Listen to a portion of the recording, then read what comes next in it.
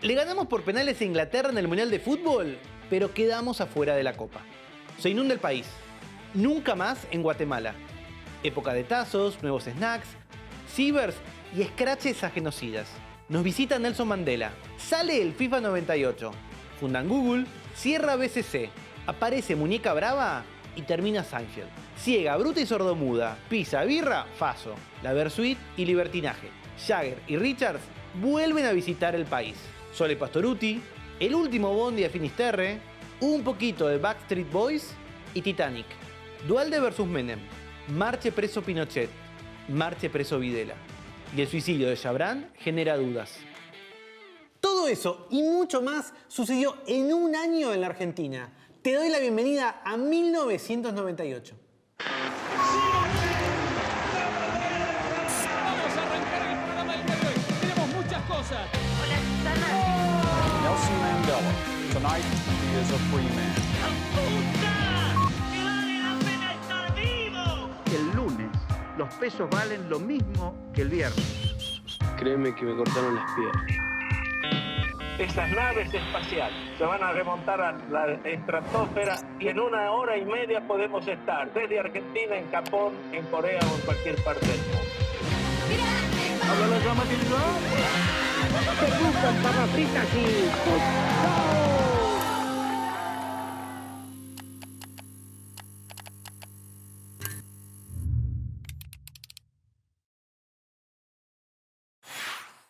A pesar de la crisis, la convertibilidad aún nos dejaba tener algunos lujitos. En 1998 nos visitaron Oasis, U2 y los Bee Gees. Y además regresó una de las pasiones nacionales, los Rolling Stones. Bienvenidos, Buenos Aires, bienvenidos, Argentina. Esta vez la excusa fue el disco Bridges to Babylon, con el que nuevamente dieron una serie de shows en el estadio de River. Las bandas soporte fueron Viejas Locas y Las Pelotas. Los 90 fue una década de íconos, de ídolos. Estaban en un Olimpo directamente. Casi llegando al final de la década, la Argentina podía permitirse traer bandas que pegaban fuerte en los rankings, como Smashing Pumpkins o Green Day. Pero también clásicos del metal que no llegaban a otras partes de Latinoamérica, como Pantera. Artistas pop como Thalía y Backstreet Boys también llenaban estadios.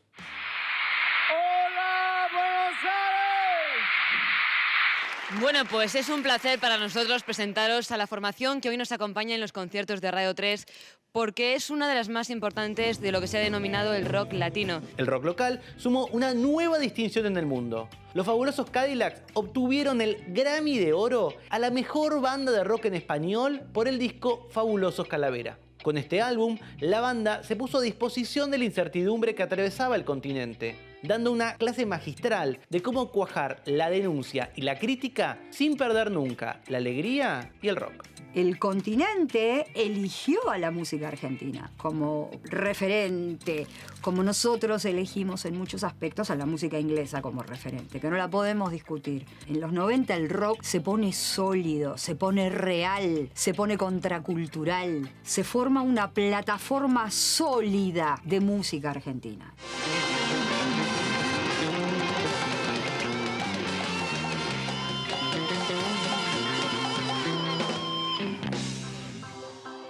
Mientras los fabulosos Cadillacs hacían historia en el rock nacional, una joven de 17 años venía desde Arequito revoleando el poncho y enamorando con su voz para hacer historia en el folclore.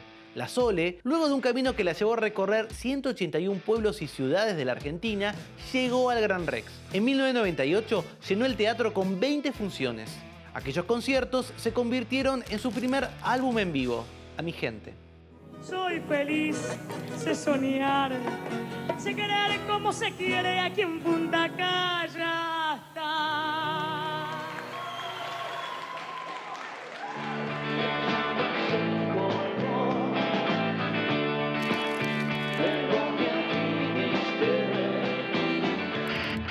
Una gira que llegó en nave espacial. Los Redondos presentaron Último Bondi de Finisterre, el nuevo disco, con 2 conciertos en el estadio Racing Club de Avellaneda ante 50.000 fanáticos cada noche.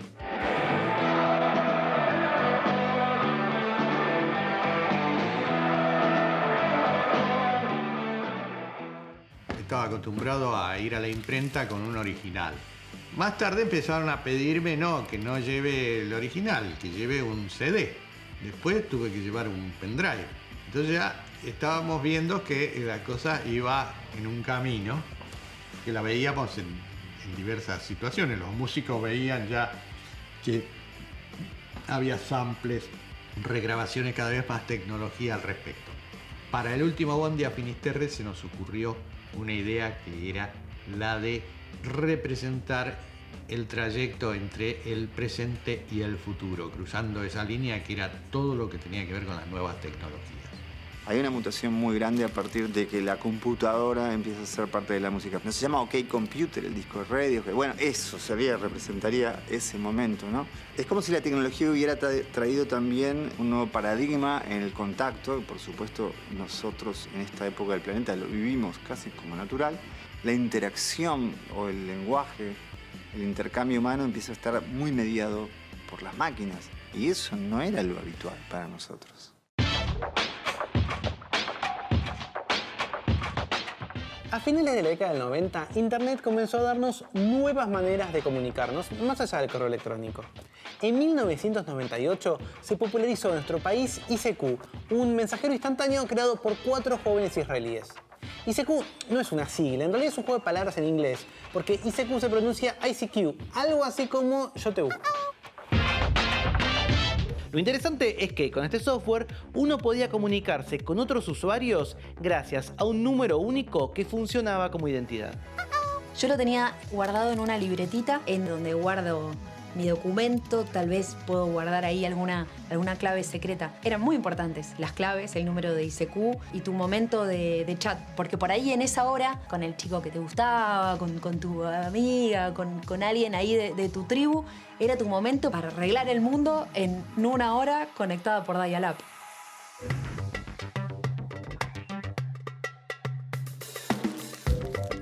Pero, si de buscar se trata, en la primavera del 98, Google salió al mundo y estrenó en Internet su motor de búsqueda. En su momento no existían tantas compañías. Google aparece en el 98. En los 90 las personas éramos protagonistas de la información que necesitábamos, en el sentido de que si vos estabas interesada en una temática, la buscabas y por ahí podías llegar a un resultado que en inglés que fue creado por otra persona en algún lugar del mundo, pero eras vos quien buscaba esa información y no eran un montón de algoritmos de un montón de servicios quienes te ofrecían la información. Eso es un gran distintivo de la época.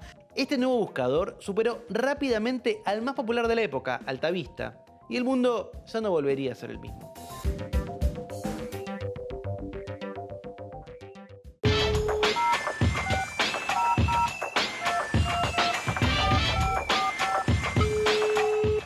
En 1998, la televisión descubrió un negocio que no paraba de crecer. Las líneas telefónicas de valor agregado, las que clásicamente comenzaban con el prefijo 0600. Había de todo, horóscopos, chats, relatos eróticos. Susana Jiménez, que era considerada la reina de los teléfonos, naturalmente se convirtió, no sin problemas, también en la reina de los 0600. Su llamado, seguí llamándola a Susana y ganá los 500.000 pesos diarios. Susana Jiménez. Ahora con América, jugar, golea y ganar. Jugá y ganá con los Power Rangers. Llama al 061-1220. Hay premios para los 5 mejores jugadores de la semana. Toda mi vida, en esta línea, la línea de Chris Miró. 0600-10203 es la línea de Hugo.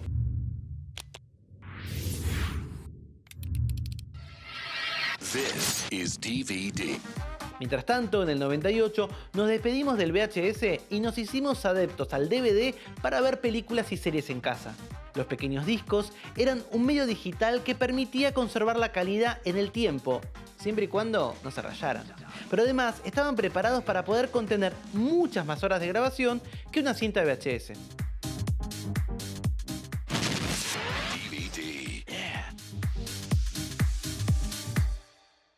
En la década del 90, el cine argentino buscó su propio sello. En 1998, Cenizas del Paraíso la rompía en taquilla. El Faro ganaba premios en todo el mundo y hasta tuvimos nuestro propio Roger Rabbit, Dibu. En 1998, Cecilia Roth se transformó en la primera actriz no española ganadora del premio Goya como Mejor Actriz por su papel en Martinache, de Adolfo Aristarain. Y el Goya es para Cecilia Roth por Martinache.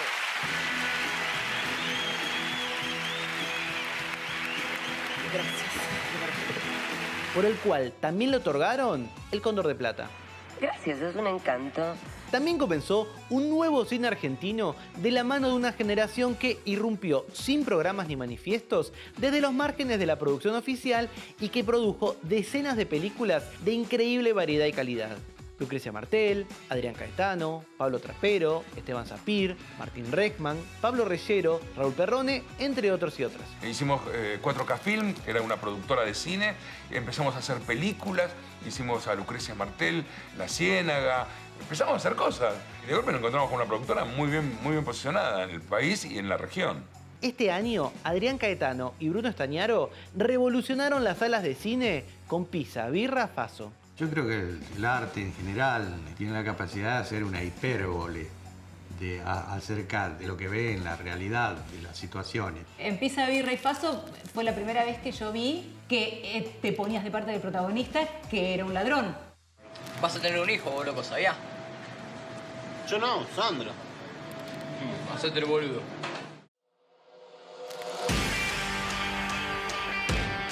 Mientras el cine argentino viajaba por el mundo, la selección argentina llegaba a Francia con ansias de traer una nueva copa. Con el comienzo de un mundial suele llegar la esperanza de muchos argentinos y argentinas que desean y necesitan al menos una alegría. El equipo que dirigía Daniel Pasarela llegó a Francia para jugar la Copa del Mundo con una presión intensa. De hecho, los medios volvieron a aprovechar la paridad cambiaria para desplegar un arsenal en sus transmisiones. ¡Mirá dónde estoy, Marcelo! ¡En el Parque de los Príncipes! Si bien goleó a Jamaica, el equipo no consiguió mostrar suficiente superioridad con Japón y Croacia. En la segunda ronda, el arquero Carlos Roa se lució en los penales y la selección logró ganarle a Inglaterra. ¡Pasamos a cuarto de final! ¡La Argentina clasificada! ¡La Argentina a cuarto de final! ¡Me encanta haberle ganado a los ingleses!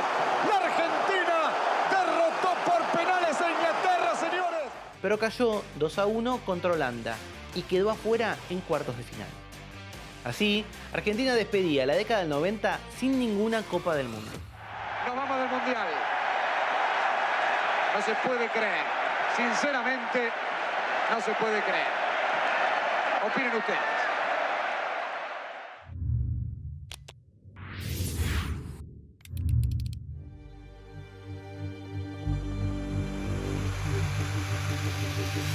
La promesa de Menem de pulverizar la desocupación para lograr ser reelegido se diluye frente a un dato desesperante. A comienzos del 98, casi el 30% de la fuerza laboral del país se encuentra desempleada o subocupada. Docentes, trabajadoras y trabajadores estatales, campesinas y campesinos y estudiantes a lo largo del país se organizan contra la política económica. La ficción de la convertibilidad se rompe de manera cada vez más brusca y evidente. Había todo el dinero, todo lo necesario, pero el dinero que hicieron se lo llevaron ellos. En Villa Paranacito han tenido que evacuar a cerca de 300 personas. Lo que también arrasó con todo fue el Niño, el fenómeno meteorológico que azotó al mundo durante 1997 y 1998 no hizo excepción con la Argentina. El país entero sufrió grandes y devastadoras inundaciones y crecidas.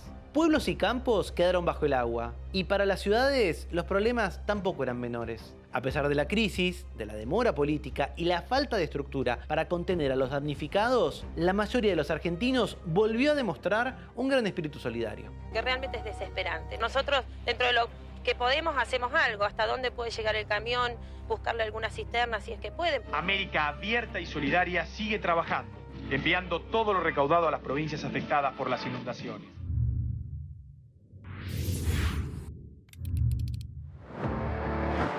Donde se jugaba un partido importante era en las elecciones internas de la Alianza. Su nombre original era Alianza para el Trabajo, la Justicia y la Educación. La coalición que formaban la UCR y el FREPASO venía de ganar las elecciones de medio término en el 97. La alianza tenía entre sus líneas políticos como Graciela Fernández Meijide, Carlos Chacho Álvarez, Alfredo Bravo, Rodolfo Terraño, Fernando de la Rúa y Raúl Alfonsín. Como toda la alianza que se arman para ganar una elección, después tienen graves problemas para gobernar. El 98 los enfrentaba a una decisión crucial. ¿Quién sería el candidato o la candidata ideal para derrotar al Partido Justicialista en las elecciones presidenciales del 99? A Menem primero lo derrota la economía, ¿no? Su gran capital era que la gente estuviera más o menos bien. Esto no es nada nuevo, en el mundo suele pasar. Es decir, un gobierno que tiene la economía pujante, es muy difícil que tenga una derrota electoral. Cuando la economía empieza a hacer agua, cuando el modelo de la convertibilidad empieza a hacer agua, que era evidente que en algún momento iba a hacer agua, empieza a pesar todo lo otro. La corrupción, los atentados, la impunidad, el control del Poder Judicial, todo eso empieza a tener alguna importancia mayor en la discusión pública, ¿no? Y creo que eso es lo que permite la aparición de la alianza, esencialmente, ¿no? Una de las listas la encabezaba Graciela Fernández Meijide, por el FREPASO, y la otra, Fernando de la Rúa, por la UCR. Finalmente se impuso de la Rúa, con Chacho Álvarez como vice, y Fernández Meijide quedó como candidata a gobernadora de la provincia de Buenos Aires. La idea nació del expresidente Raúl Alfonsín, pero fue rápidamente adoptada por sus correligionarios y voceada antes de la interna. Aparece de la Rúa con la alianza, pero también con una fuerza que venía del peronismo, con un pedazo del peronismo. El radicalismo solo no le podía ganar nunca a Menem. No a Menem, porque además parte de la clientela habitual del radicalismo estaba con Menem. Entonces era complejo. Lo que podía enfrentar a Menem era justamente por el otro lado. Los radicales presionaron desde un principio para que Chacho aceptara secundar en la fórmula a de la Rúa. La presencia de Álvarez aseguraría el voto de sectores progresistas e incluso el de los peronistas disconformes. O sea, me parece que lo que estamos planteando tiende a fortalecer la gestión de Fernando de la Rúa y tiende a fortalecer la alianza y darle señales claras a la sociedad que vamos a ser, es decir, muy duros, digamos, contra todo lo que se pueda percibir o se pueda señalar como posibles ilícitos o actos de corrupción. Lo que había era una aspiración a estar mejor. En general, lo que hay es eso. La derrota del año anterior había sido un fuerte golpe para la confianza de Menem, distanciado de varios de sus antiguos aliados. Me causa un poco de risa. Y todos hacen alianzas y dicen para derrotar a Menem. Como si fuera Menem el dueño del Partido Justicialista. Es decir, a Menem ya no lo pueden derrotar. En su pragmatismo, decidió que quizás no era un político de carrera quien podría recuperar los votos perdidos, sino personalidades populares y queridas por la gente que habían sido bien recibidas en política. Esta mirada que era bien lo de Menem, ¿no? Si vos sos popular, ya está, vení, nos hace falta. Y bueno, creo que eso es parte también de un estilo. Otra vez vamos a la esencia, un tipo construyendo poder a como dé lugar. A Reutemann le había ido muy bien en el 91 como gobernador en Santa Fe y quiso probar una vez más para asegurarse esa provincia. Cuando apenas nominaron a Reutemann, fui a hacer una entrevista para Página 30, la revista de Página 12, y mientras esperaba para que me atendiera Reutemann estaba el Chango Fune, que era el principal operador que tenía Menem en Santa Fe. Y me dice, mira, te voy a explicar algo. 10 de cada 10 santafesinos lo conocen a Reutemann. 9 de cada 10 lo quieren. El resto lo hace el peronismo.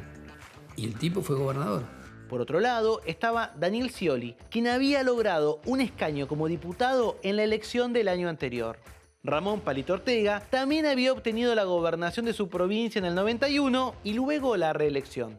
Carlos Menem se dejaba ver con ellos y se distanciaba de Duhalde, con quien la rivalidad era evidente.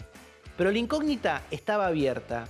¿Quiénes serían los candidatos a presidente por el Partido Justicialista ahora que Menem no podía ser reelegido? Sumo, no me importa qué piensan, qué dicen. Después el que voy a resolver soy yo. Y sin ningún escrúpulo, ¿no? El otro condimento es ese. Creo que en ese aspecto hay una manera de hacer política muy clara en Carlos Menem.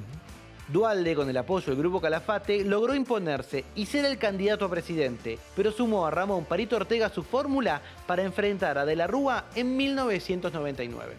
La alternativa al menemismo no pasaba de ser un neomenemismo, ponele que progresista, con una cierta capacidad de escándalo moral frente a los hechos más ostensibles de la corrupción que había caracterizado la década anterior y con una escasa capacidad para poner en el banquillo de los acusados la lógica misma que había organizado la política en los años anteriores. Se comunica a la población que a partir de la fecha el país se encuentra bajo el control operacional de la Junta Militar. En el 98, el Congreso trató la derogación de las leyes de punto final y obediencia debida con el acompañamiento de varios partidos. Después de varias horas de debate, la Cámara de Diputados votó la derogación de las leyes de punto final y obediencia debida. El apoyo social fue enorme, y si bien Menem había declarado que vetaría lo dispuesto por el Congreso, esto no sucedió.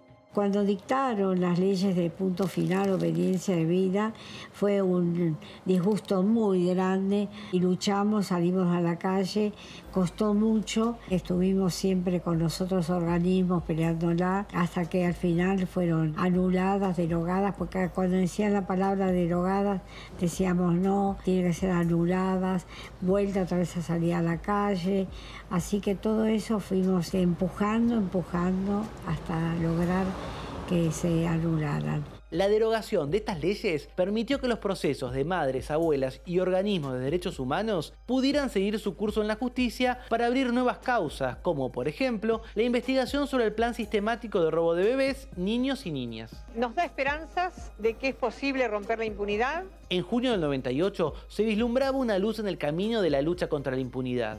8 años después del indulto, Videla volvía a ser detenido por la sustracción de 5 niños durante la dictadura. Al calor de los reclamos de las organizaciones de derechos humanos, lo que entonces parecía imposible comenzaba a revertirse. Represores y genocidas eran citados a declarar en distintas causas y quedaban detenidos. Fue por eso por lo que Videla y Macera fueron detenidos y llevados a la cárcel. Lo soltaron a Videla y está conviviendo con ustedes. Las madres queremos saber cómo es convivir con un asesino. Como regalo de Navidad, la última semana de diciembre, después de una negociación con la Marina, se entregó el genocida Jorge el Tigre Acosta. Ante la justicia, reconoció que hubo nacimientos en la ESMA y quedó preso en Campo de Mayo. Acosta es el 7º ex jefe militar que queda detenido en la causa por el robo de hijos de desaparecidos. Tuvo un parto en la ESMA, un parto normal, un niño varón, ella le puso el nombre Rodolfo, que ella se quedó 4 o 5 días y el favor se lo concedió justamente el Tigre Acosta. Y está totalmente probado, lo que le permitió a la jueza Servini de Cubría detenerlo y bueno, ahora será procesado como corresponde. Las políticas económicas del menemismo llevaron al quiebre y cierre de innumerables empresas. Muchos trabajadores se vieron obligados a organizarse para poder recuperarlas.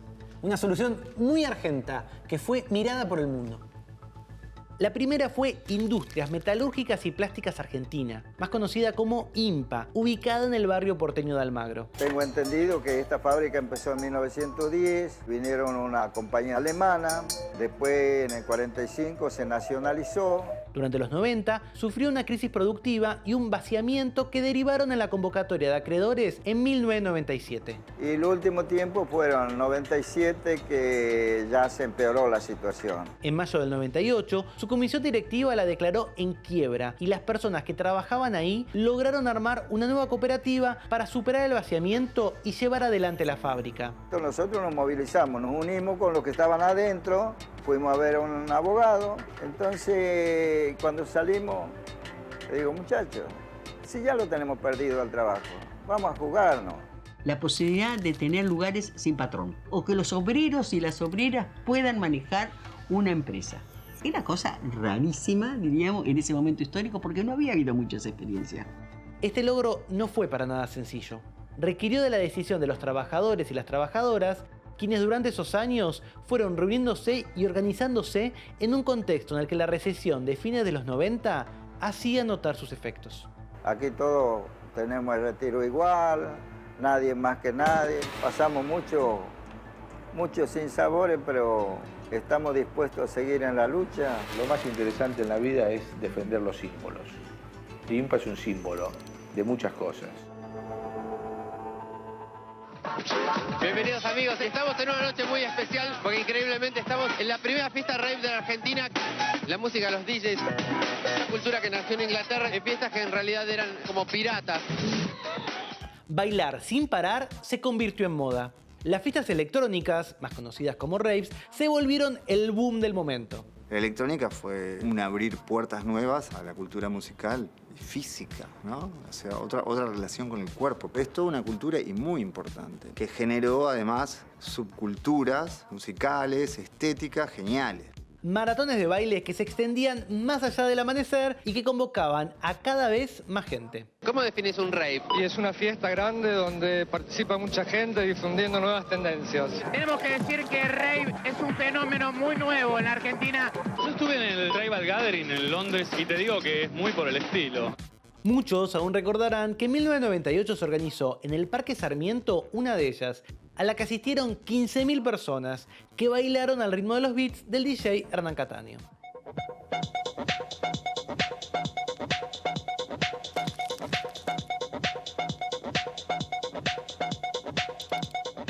Los DJs para mí, tanto hombres como mujeres, somos iguales. Pasamos música y nos une una misma cosa, el gusto por la música y mostrar a la gente lo que sabemos. Después de 7 años de convertibilidad, llegaba la hora de pagar la fiesta. Pero todavía nos queda un año más. El año en el que se acaba el milenio y se acaba el mundo. Te veo en 1999. ¡Es el laxante fuerte! Hola, cuartel de bomberos de Paraná. Ah, ¿sabe quién habla? ¡Habla la rama! Ocho la Pantera, explosivo. Yo era preso de cárceles de droga, de alcohol, de adulterio. Guillermo Coppola desmintió que Diego Armando Maradona haya sido echado hoy del estadio en Francia.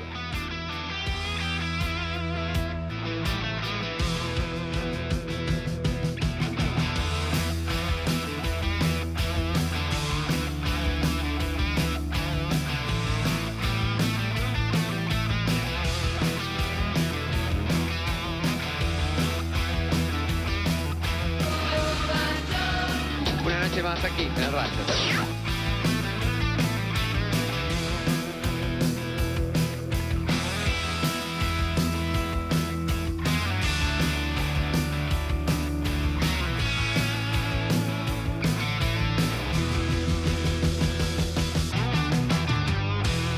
Se fibrilas y te da una muerte súbita. ¿Y con cuántas pastillas puede pasar eso? Con una sola, Fleco, con una sola.